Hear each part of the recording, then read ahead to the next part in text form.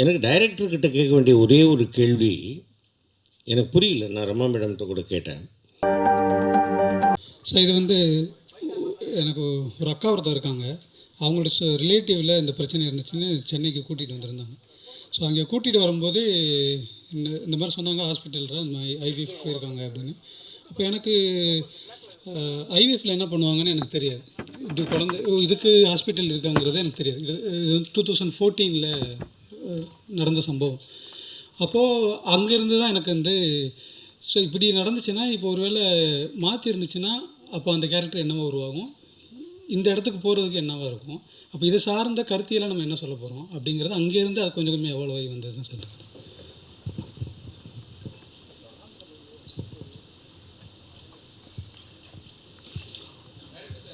Sir.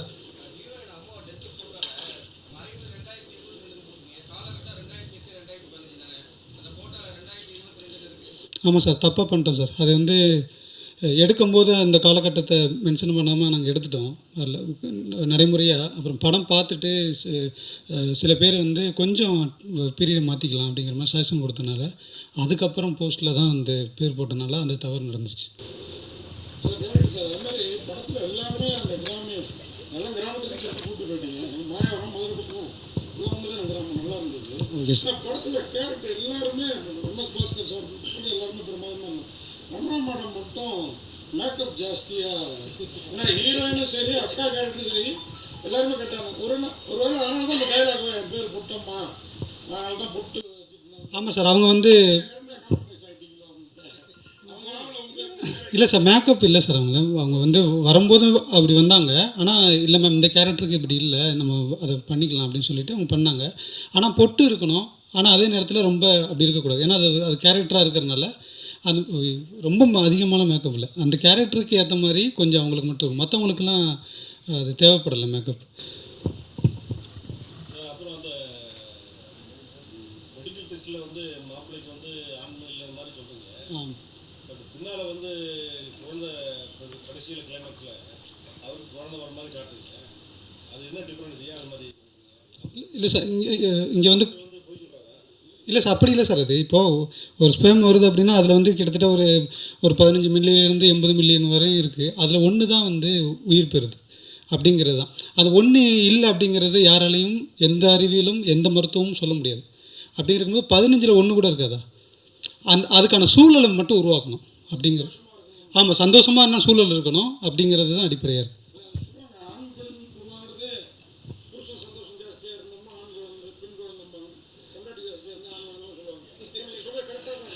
இல்லை sir, அது தெரில நமக்கு.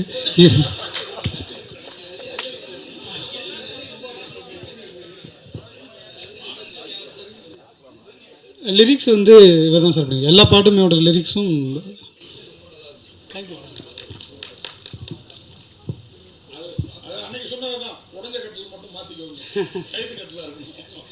இல்லை சார். சார் பாஸ்கர் சார், உங்கள் அனுபவத்தில் இல்லை, ரொம்ப ஒரு வாழ்வியல், ஒரு இயற்கையான ஒரு விஷயம். இப்போ அவர் சார் கேட்ட மாதிரி வந்து அதுக்கு ஒரு பதில் நான் சொல்கிறேன். எனக்கு தெரிஞ்சு ஒருத்தர், உங்களுக்கு எல்லாருக்கும் தெரிஞ்சவர் தான், பேர் வேண்டாம், 18 ஆண்டுகள் அவருக்கு குழந்தை இல்லை, 18 வருஷம் கழித்து குழந்தை பிறந்தது. அது எப்போ அவங்களுக்கு வந்து அந்த அந்த உயிரணு எப்போ ஜாஸ்தி ஆகுது, எப்போ அது யாருக்கு கம்மியாகும், எப்போ குழந்தை பிறக்கும், அந்த மாதிரி எல்லாம் வந்து வர்றதுன்றது வந்து ஒரு மிகப்பெரிய இயற்கையினுடைய ஒரு அற்புதம்னு சொல்லணும். அந்த மாதிரி இந்த படத்தில் பார்க்கும் பொழுது அது இயற்கையினுடைய அற்புதம் தான். இதில் வந்து நீங்கள் பசுமாட்டுக்கு கூட நீங்கள் எடுத்துங்களேன், நம்ம ஊர் பக்கம்லாம் பாருங்களேன். இந்த ஊசின்றது இப்போ தான் நம்ம வந்து ரொம்ப வருஷத்துக்கு அப்புறம் தான் கேள்விப்படுறோம். அதில் கூட எத்தனை மாடுகள் வந்து உடனடியாக செனை பிடிச்சிருது இல்லையா? அந்த மாதிரி அதுக்கும் ஒரு நேரம் காலம் இருக்குது, அதுக்கும் ஒரு எப்போ அமையணும் அப்படிங்கிறது ஒன்று இருக்குது. அந்த மாதிரி இந்த படம் வந்து ரொம்ப அதை ஆராய்ந்து, அந்த தரவுகளெல்லாம் ஆராய்ந்து தான் தம்பி பாஸ்கர் வேதமுத்து பண்ணியிருக்கார் அப்படின்னு நான் நினைக்கிறேன். எனக்கு தெரிஞ்சு இந்த படம் வந்து ரொம்ப ஒரு இயற்கையான ஒரு படம், ரொம்ப ஒரு அருமையான ஒரு படம். எனக்கு டைரக்டர்கிட்ட கேட்க வேண்டிய ஒரே ஒரு கேள்வி எனக்கு புரியல. நான் ரமா மேடம்கிட்ட கூட கேட்டேன். அந்த ஃபஸ்ட்டு பையன் யாருடைய குழந்தை?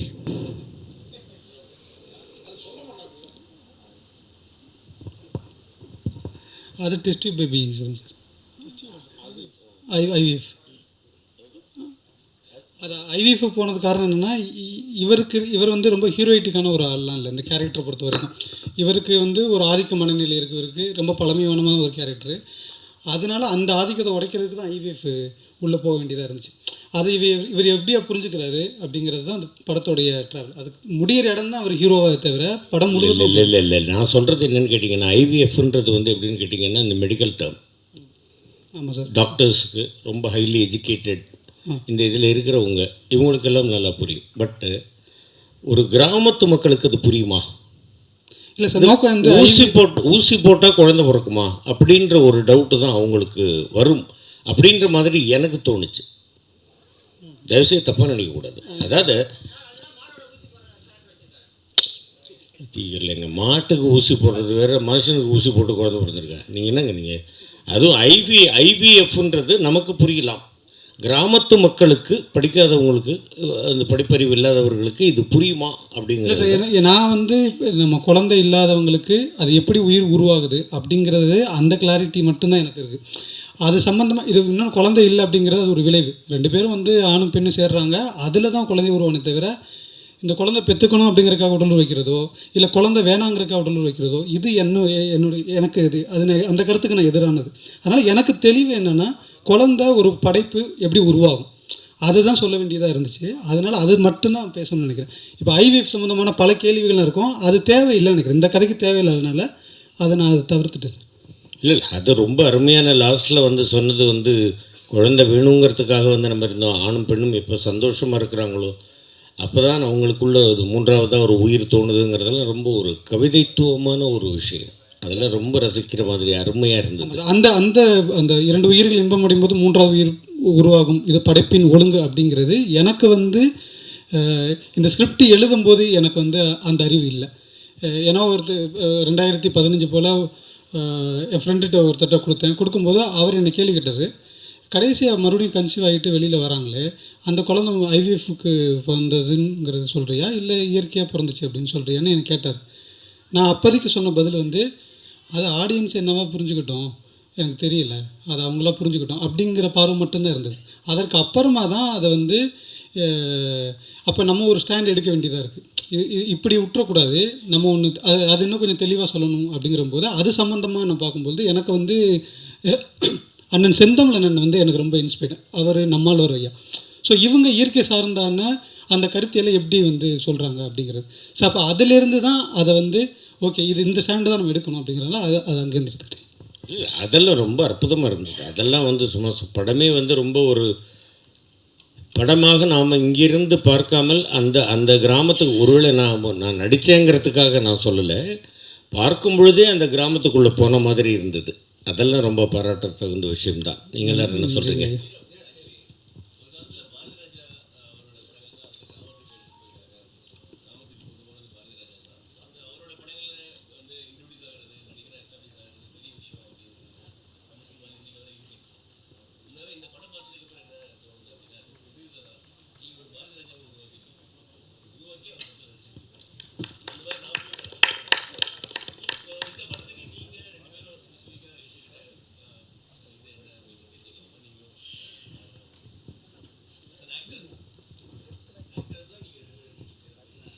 இல்லை அது எங்கே ஆரம்பிக்குதுன்னா சார், ஸ்கிரிப்ட் படிக்கும்போது. ஸோ ஸ்கிரிப்ட் படிக்கும்போது எனக்கு பெத்த பெருமாள் அப்படின்ற அந்த கதாபாத்திரம் மிகவும் நெருக்கமாக இருந்துச்சு. அதையும் தாண்டி வாழ்வியல் சிந்தனை இருக்கிறதுனால அதை நோக்கி பயணிக்கணுன்ற அந்த எண்ணம் வந்து என்னை அங்கே கூட்டிகிட்டு போய் விட்டுச்சு. ஸோ அதுதான் பெத்த பெருமாள் கிட்ட எனக்கு ஏற்பட்ட நெருக்கம்.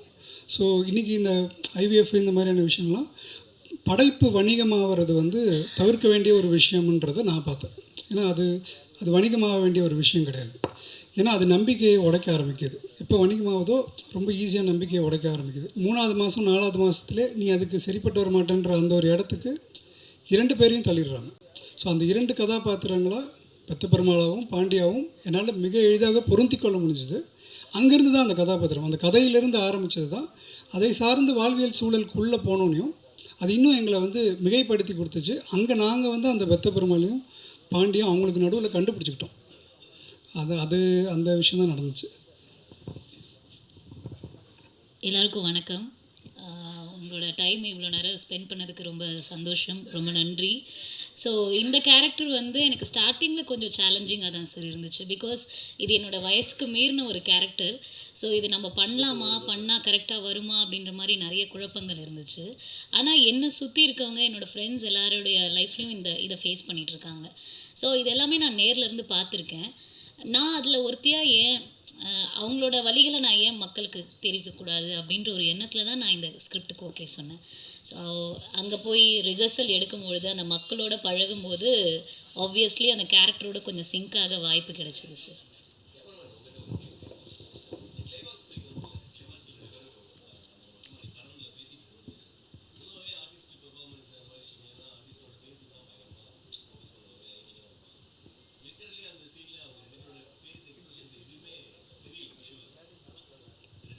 Okay okay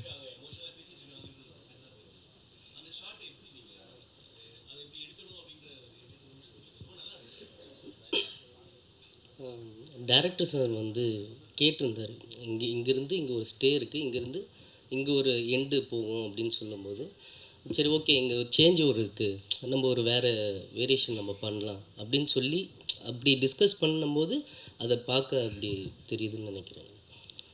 okay thank you.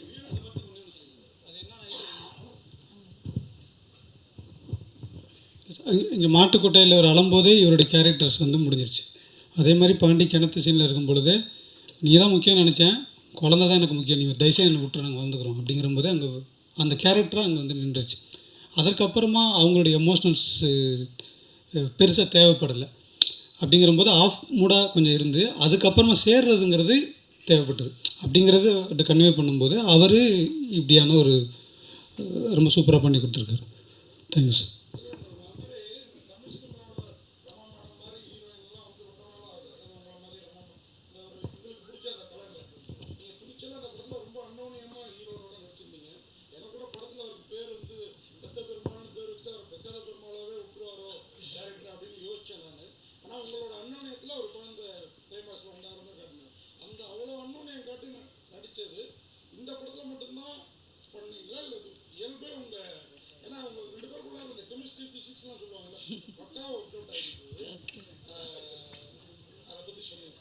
இல்லை சார், நான் ஆக்சுவலி இந்த மாதிரி ரொமான்ஸ் அந்த மாதிரி சீன்ஸ் எதுவுமே பண்ணவே கூடாது அப்படின்ற ஒரு நோக்கத்தில் தான் சினிமாக்குள்ளே வந்தேன். ஸோ இந்த படம் வந்து இந்த இந்த கதைக்கு தேவையான ஒன்றா இருந்துச்சு இந்த சீன்ஸு. ஸோ ஆரம்பத்தில் வந்து திரவ் சார் வந்து எனக்கு அவங்க தான் என்ன இந்த படத்துக்காக, ஏன்னா இவரோட படத்துக்காக நான் ஒரு ஆடிஷன்ஸ்க்காக போயிருந்தேன். ஸோ அந்த மூலயமா தான் சார் என்னை செலக்ட் பண்ணாங்க. ஆரம்பத்தில் கொஞ்சம் ஒரு மாதிரியாவது இருந்துச்சு. நீங்கள் இப்போ பார்த்த சீன்ஸ்லாம் கூட பார்த்திங்கன்னா நாங்கள் அந்த இடத்துல சிரிச்சுக்கிட்டு இது நான் ரியலாக சிரிக்கிற சிரிப்பு அது. ஸோ இந்த மாதிரி சிரிச்சுட்டு அந்த மாதிரி தான் என்ஜாய் பண்ணி தான் பண்ணிகிட்டு இருந்தோம். மற்றபடி வந்து ஒரு பெரிய ஒரு டிஸ்டர்ப்டாவோ இல்லை அந்த ஒரு அவரோட ஒரு எப்படி சொல்கிறது கம்யூனிகேஷன் லெவல் கம்மியாகும் அந்த மாதிரி எனக்கு எதுவுமே கிடையாது. ஸோ அவர் ரொம்ப ஃப்ரெண்ட்லியாக அதாவது இந்த படம் ஸ்டார்ட் பண்ணதுலேருந்து ரொம்ப ஃப்ரெண்ட்லியாக ஒர்க் பண்ணிகிட்ருக்கோம். அதனால் இந்த படத்தில் மட்டும்தான் சார் அது.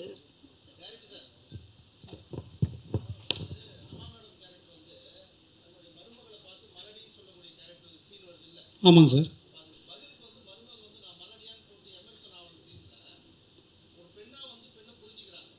Okay sir. Okay sir.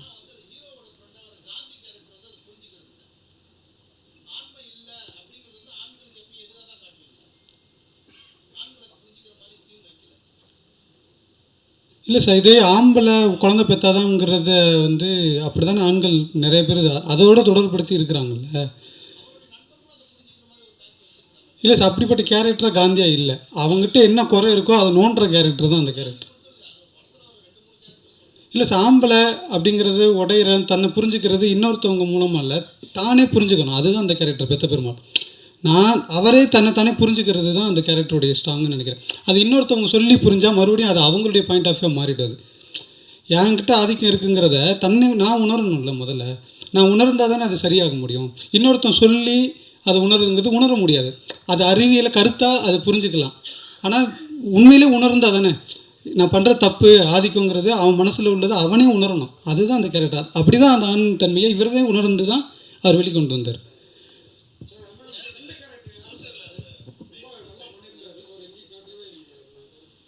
யார் சார்?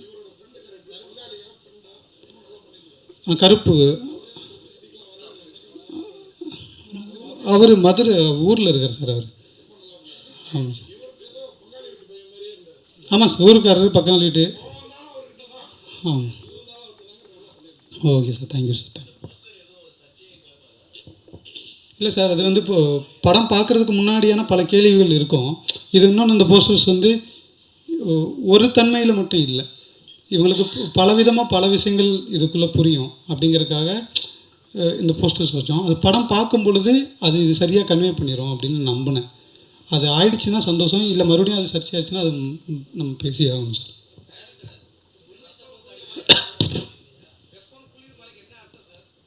சார், வெப்பம் குளிர்மலைங்கிறது மழை எப்படி உருவாகுதோ அதே மாதிரி தான் சார் உயிர் உருவாகும் அப்படிங்கிறது தான் அடிப்படை. இப்போ வந்து ஆணோடைய இதில் வந்து வெப்பம் தன்மை அதிகமாக இருக்கணும், பெண்ணோட கர்ப்பப்பையில் குளிர்ச்சி தன்மை இருக்கும். இது ரெண்டு புணர்ச்சி நிலையில் ஒரு உயிர் உருவாகுது. அதே மாதிரி தான் மழை எப்படி உருவாகும், காற்றில் வந்து வெப்பம் தன்மையும் புணர்ச்சி தன்மையும் குளிரும் புணர்ச்சி நிலையில் தான் மழைங்கிறது ஒரு வடிவத்துக்கு வருது. அதனால் இது அதுக்கும் இயற்கை சார்ந்ததுனால அது வந்து இந்த தலைப்பு வச்சிருக்கோம்.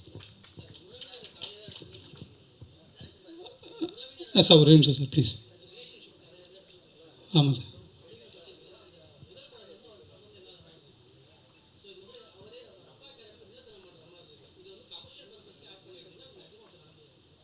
இல்லை சார், பேசிகிட்டு இருக்கும்போது சொன்னது மட்டும்தான் சார் எடுத்துக்கிட்டேன். இப்படி ஒரு ஐவிஎஃப் இருக்குது, இப்படி குழந்தை பெற்றுக்கிறங்கிறதே எனக்கு தெரியாது. இப்படி ஒரு நான் மாட்டுக்கு தான் பார்த்துட்ருக்கேன் ஊரில், ஏன்னா பக்கத்தில் நம்ம மாடு வளர்க்குறோம், இதுதான் நான் பார்த்துட்டு இருந்திருக்கேன். அதே இது இங்கே மனுஷனுக்கு இப்படி நடக்குதா, அதை வந்து சோகால்டு ஆம்பளை அப்படிங்கிறத அதை எப்படியா எடுத்துப்பான் அதை அப்படிங்கிற. ஆமாம். இல்லை சார், அதெல்லாம் இல்லை சார். அதான் சார், நாட்டு மட்டும்தான் சார் அது அது எனக்கு புரியாத இடத்துலேருந்து எடுத்துக்கிட்டேன். ஐவிஎஃப் பற்றி எனக்கு சுத்தமாக அறிவே இல்லாத இடத்துலேருந்து இப்படி ஒரு கேரக்டர் இருந்தால் என்ன அப்படிங்கிறது தான் சார். அது முழுக்க கற்பனை தான். அது கேரக்டர் சார்ந்த கற்பனை தான், மற்றபடி நடந்தது நிகழ்வுங்கிறது ஒன்றுமே இல்லை. அது டிஸ்கஷனில் பேசிகிட்டு இருப்போம்ல, இப்படி ஒரு போகிறோம் அப்படின்னா அங்கேருந்து எடுத்தது தான் அது சார்.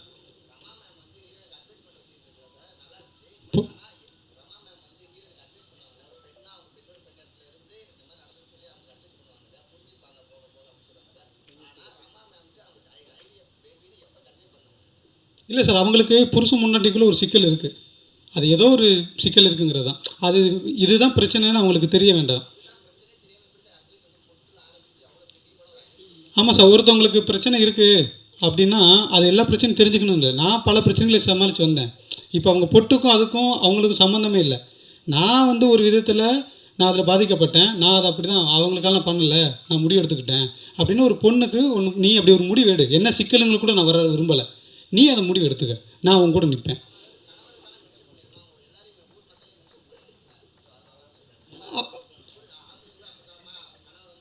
இல்லை சார், அவனும் ஆம்பளை தானே, போக போக புரிஞ்சுப்பாங்கிறது தான் சார் சொன்னாங்க. ஒட்டுமொத்த ஆம்பளைங்களும் அவங்களை புரிஞ்சுப்பாங்கன்னு அப்படி ஒன்றும் மென்ஷன் பண்ணல சார். ஆமாம், அவங்கள பண்ணாங்க. ஏன்னா பொட்டு வச்சுக்கிட்டு போகக்கூடாது, புருஷன் சேர்த்தா என்னை கேள்வி பேசுகிறாங்க, அது ஊர் சம்மந்தப்பட்ட பிரச்சனையாக இருக்குது. அது ஊர் சம்மந்தப்பட்ட பிரச்சனை. இப்போ சீவிட்டு போகிற பார்த்தியா, இவன் எங்கேயோ போகிறா, புருஷன் சேர்த்துனா வாடகை போகிறா அப்படின்னு ஊரே பேசுகிறது டாபிக்.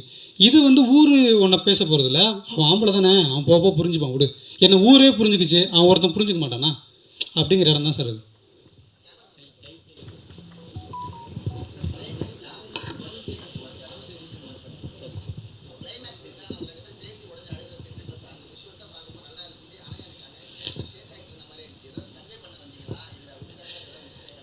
இல்லை அது ஃபுல்லாக கையில் எடுத்தது தான். அது அவர் டைரக்டர் வந்து ஃபுல்லாக ஒரு சின்ன ஷேக் இருக்கணும், அந்த ஃபீல் கிடைக்கும் அப்படின்னு சொல்லி பேசி எடுத்தது தான். அது ஃபுல்லாமே அந்த சீன் ஃபுல்லாமே ஒன் டேக்கில் போச்சு, கையில் இது பண்ணிட்டு. இல்லை என்கிட்ட டிஸ்கஸ் பண்ணப்போ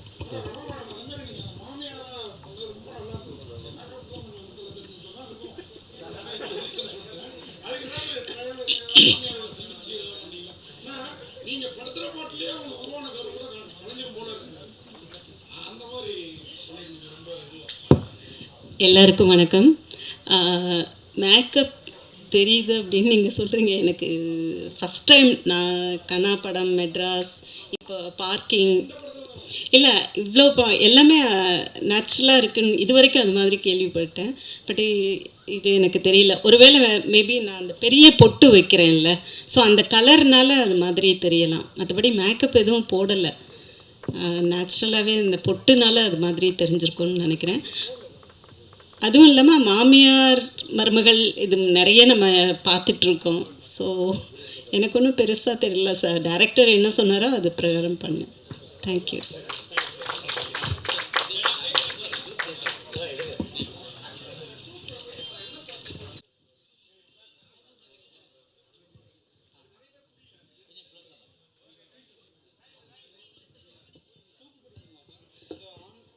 தூக்குப்படிக்கலுங்கிறது அது ஆண் உறுப்பு சார். அது கதை தொடர்பு இருக்கிறனால அது அது ஸ்டார்டிங்கில் குஞ்சாமணின்னு சொல்லியிருப்பாங்க. என்னடா குஞ்சாமணி போய் வாங்கிட்டு வர சொல்கிறேன்னு ஒருத்தர் சொல்லியிருப்பார்.